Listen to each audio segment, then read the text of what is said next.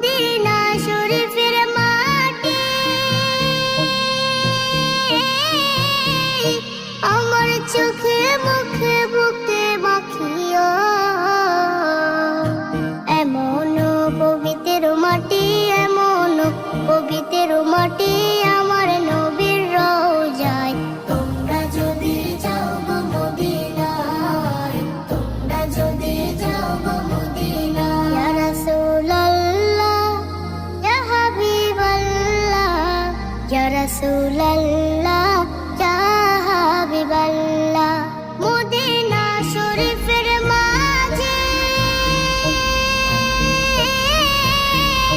বেহেশতের বাগান আছে ও।